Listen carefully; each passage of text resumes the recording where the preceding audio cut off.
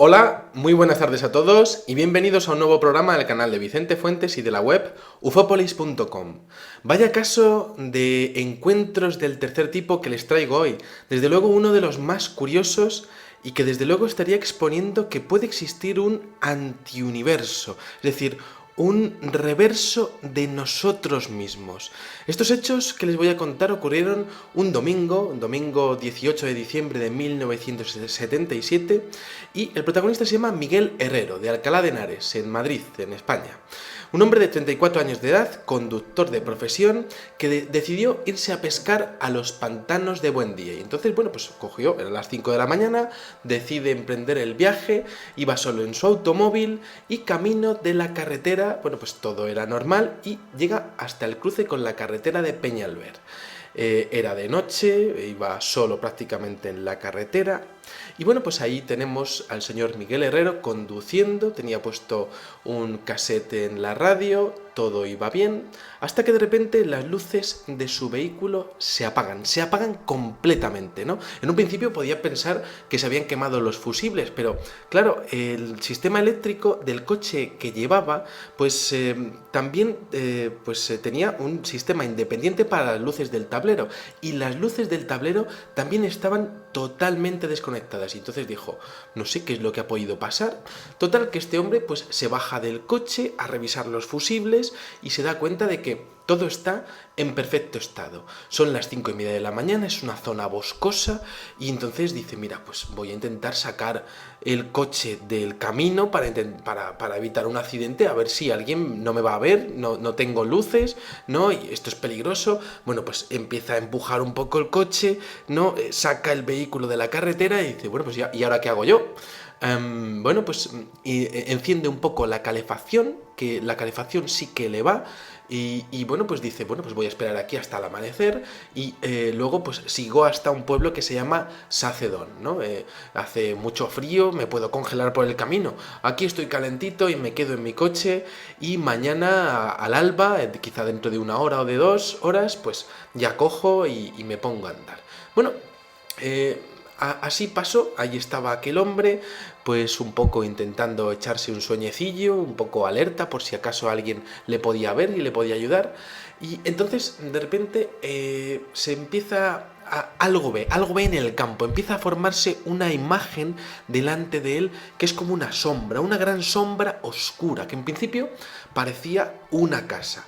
Y entonces este hombre dijo, yo conozco perfectamente este lugar, he pasado muchas veces por aquí, yo ya he ido a pescar a estos pantanos y yo sé que no hay ninguna casa aquí, no sé qué es eso que hay allí.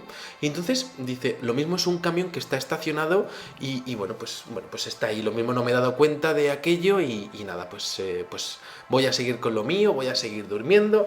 El hombre vuelve a cerrar los ojos y de repente se levanta repentinamente, ¿no? Porque resulta que hay un haz de luz dirigido directamente hacia el parabrisas de su automóvil, al mismo tiempo que empieza a escuchar como una voz, ¿no? Y claro, este hombre ya con toda la luz invadiéndole todo lo que era su cuerpo, su coche, y dice, pero ¿esto qué es, no? Y además de eso empieza a escuchar una voz en castellano perfecto diciendo, oiga, señor, el del automóvil. Y claro, dice, pues esto es que alguien me está llamando. Se levanta, sale del vehículo un poco sobresaltado y dice, pues lo mismo es que hay alguien que está pidiéndome ayuda. Lo mismo le tengo que pedir ayuda yo a él, pero me están pidiendo ayuda a mí. Pues voy para allá, ¿no? Así que se baja y se dirige hacia esa luz, internándose un poco en el bosque, y al acercarse se da cuenta de que no es un vehículo. Las medidas que tenía aquello eran mucho más grandes que cualquier camión u otro vehículo terrestre conocido por él. Era cilíndrico y parecía como un sombrero, decía, ¿no? Con una pequeña puerta corredera. Entonces aquel hombre, Miguel Herrero, pues resulta que se queda allí parado diciendo, ¿esto qué es? Esto no sé lo que es, pero resulta que cuando está parado empieza a oler bueno, pues no sé, era como un aroma a pino, como al pinar de las mañanas cuando, por ejemplo, acaba de amanecer y está el rocío, ¿no? Pero el olor era tan fuerte que le empieza a provocar náuseas y mareos. Y empieza un poco a marearse un poco, se cae al suelo el pobre hombre, ¿no? Olía a pino, olía muchísimo a pino y entre la bruma de su propia visión, de aquella atmósfera enrarecida, con aquello que estaba delante de él a unas decenas de metros, de repente empieza a ver a diferentes hombres, eran dos hombres vestidos con ropas blancas que se le acercaban. Y de hecho, esos hombres pues parecían seres humanos, se acercan a él y bueno, pues este hombre no había perdido la conciencia. Herrero no se había desmayado, pero aquellos seres, aquellos hombres, le sujetan fuertemente de los brazos y le llevan al extraño vehículo, pues prácticamente a rastras, ¿no? Bueno, Miguel Herrero está ahí, pues le van cogiendo de los brazos, no sabe muy bien qué es lo que puede hacer, qué es lo que tiene que hacer, no sabe qué decir, aquellos seres no hablan y entonces ve que se abre una puerta y la parte inferior del artefacto se ilumina completamente y él como que va casi mirando para abajo y lo puede ver, ¿no? Y está como entrando en el objeto y puede ver como cuando está entrando y la puerta corredera se está abriendo delante de él, la parte inferior del objeto como que empieza a iluminarse, ¿no? Bueno, él recuerda haber estado en el interior solamente unos 10-15 minutos, pero resulta que cuando salió habían pasado 3 horas, un episodio de Missing Time, en donde pudo haber sido, y esto no aparece en los recuerdos, ni tampoco se conoce que haya habido ningún tipo de regresión hipnótica en este caso, bueno, pues es un hecho en donde aparece una parte de la memoria del individuo, del sujeto, totalmente borrada, ¿no? Entonces, bueno, Miguel tiene de referencia su cuerpo, 1,65 metros, no era muy alto, y empezó a calcular las dimensiones del artefacto, ¿no? La nave medía unos 10 metros desde la base del cilindro hasta el techo. El cilindro inferior medía unos 3 metros y medio de altura por unos 3 de diámetro, y la sala donde él estaba medía entre unos 16 y unos 18 metros de diámetro, ¿no? Bueno, resulta que empieza a fijarse en diferentes partes y ve una cabina con unos pilotos, una pieza circular de 10 a 18 metros de diámetro, como decíamos, iluminada con luz blanca proveniente del techo y de las paredes, cosa que hemos visto en diferentes casos de abducción. Resulta que empieza a fijarse que estos seres son como seres humanos, son perfectamente humanos, podríamos decir, y bueno, pues es curioso porque empieza a observar también diferentes detalles. Hay un sinfín de luces y de palancas en una especie de consolas que está viendo, y además frente a la consola pues se da cuenta de que la pared se hace transparente a voluntad del operador, como si el operador pudiese tener algún tipo de sistema informático muy avanzado, bueno, pues que en donde pudiese ver el exterior, ¿no? Esto también lo vemos en los casos de, bueno, pues en los análisis de Bob Lazar que aparecen relacionados con el Área 51 y con bueno, pues aquel emplazamiento S4 en las montañas de Groom Lake, ¿no? Y entonces, bueno, pues se lleva este hombre, Miguel Herrero, que, bueno, pues está un poco despierto, un poco brumoso, todo, pero lo ve bien. Son 16 seres los que hay en el interior de aquel disco, de aquel ovni con forma de sombrero. Tenían un aspecto exactamente igual al nuestro. Y de hecho, de repente se queda totalmente boquiabierto, porque resulta que uno de los que controla una de las consolas de controles de la nave se da la vuelta y de repente Miguel Herrero se queda mirándole y es exactamente idéntico a él. Era como si se estuviese viendo en un espejo. Resulta que aquel tripulante medía un poquitín menos que él, 1,60 metros. Tenía cabellos castaños, ojos azules, exactamente igual que él. Y de hecho eran tan parecidos que es que el propio Miguel Herrero tenía una cicatriz en la mejilla izquierda que este humanoide tenía en la mejilla derecha. Bueno, Miguel Herrero se queda totalmente boquiabierto y de hecho dicen, bueno, esto no me lo puedo creer, necesito tocarlo, que esto no es un sueño, necesito tocarlo, ¿no? Y de repente le coge el aparente jefe de la misión, ¿no? El jefe, bueno, pues podríamos decir el cabecilla, ¿no? De todos aquellos seres humanoides, y de repente se lo impide, le coge el brazo y le dice, quieto ahí, ¿no? Que no es que se lo diga directamente así, ¿no? Pero bueno, le coge el brazo, ¿no? Y le impide que lo tocara. Y entonces le dice, a nivel telepático, este tripulante de mi nave es tu negativo y no lo puedes tocar, porque si no, eso haría que los dos os destruyerais. Bueno, Miguel Herrero confesó que por supuesto no podía asimilar lo que estaba ocurriendo porque era demasiado bizarro, demasiado extraño, ¿no? En solo unos minutos podríamos decir que se vio envuelto en un sinfín de acontecimientos forteanos y tenía además, estaba empezando a agobiarse y tenía la sensación de que en cualquier momento iba a estallar, ¿no?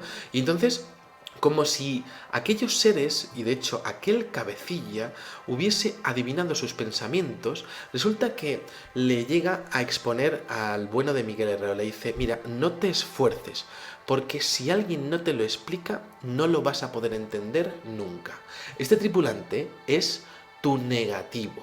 Bueno, Miguel Herrero, mientras que estaba en todo este rato, no dice ni una sola palabra, todas estas comunicaciones son mentales a nivel telepático y de hecho las conversaciones son normales, ¿no? De hecho, llega un momento en el que se relaja o le relajan y bueno, pues tras la experiencia, Miguel pudo recordar parte de las conversaciones que había tenido con aquellos seres, ¿no? Y aquellos seres le revelaron una información que es muy interesante y bastante extraña en el fenómeno ovni. Le dijeron que ellos y aquella nave se desmaterializaban y se materializaban a voluntad, es decir, que podían mostrarse visibles o no hacerlo. La teoría del interruptor que he desarrollado en algunas ocasiones en la web de Ufópolis, ¿no? Luego también decían que ellos no llevaban armas porque no las necesitaban, ya que creando un campo magnético alrededor de la nave, nadie podría acercarse. Es decir, una tecnología que estarían desarrollando y que estarían pues teniendo en su nave, pues que podría ser mucho mayor de lo que podríamos llegar a pensar, ¿no? Le explicaron que vendrían a este planeta como mínimo desde hace 3000 años, que la ruta de este planeta, de esta estrella, de este sistema solar, la encontraron de casualidad, y también dijeron que aquí también estaban los seres humanos conviviendo con otros pueblos que no eran nativos del planeta Tierra. Lo más interesante de las conversaciones que tuvo Miguel Herrero con aquellos seres era que ellos y nosotros somos paralelos. El ejemplo fue el de aquel hombre, pues que era su réplica, ¿no? Es decir, era su doble, ¿no? Era como si nosotros fuésemos el positivo y ellos el negativo, y viceversa. Esa era la clave de aquel encuentro que tuvo Miguel Herrero, que luego finalmente pues fue acompañado hacia la salida, fue hacia el coche y siguió su camino. Pasaron 10-15 minutos, pero en la realidad habían pasado 3 horas.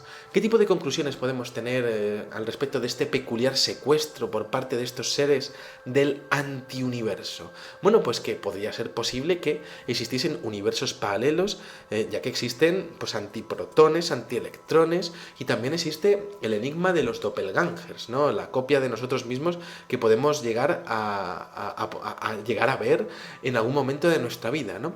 Quizá una anomalía en Matrix, quizá una proyección, quizá un suceso forteano de algo que estaba ahí y que decidió presentarse con una forma que Miguel Herrero pudiese entender, lo que dice Lovecraft muchas veces, ¿no?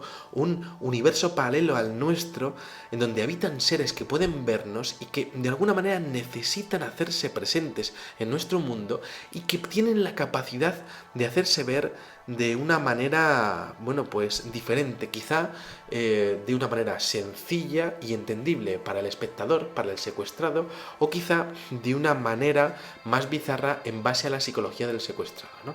Bueno, a mí me interesa muchísimo de este caso el tema de que cualquier cosa que nosotros hiciésemos a ellos les repercutiría y viceversa, es decir, si ellos morían, nosotros también. tú negativo y tú que serías su positivo y viceversa, ¿no? Bueno, pues aquí os dejo el caso fascinante dentro del mundo de la ufología, rarísimo, sin ninguna duda, el caso de Miguel Herrero, que se encuentra a sí mismo en el interior de un objeto volador no identificado muy cerca de los pantanos de Buendía. Bueno, pues nada, espero que les haya gustado muchísimo este videoprograma y como digo siempre, salud y suerte. Muchas gracias y adiós.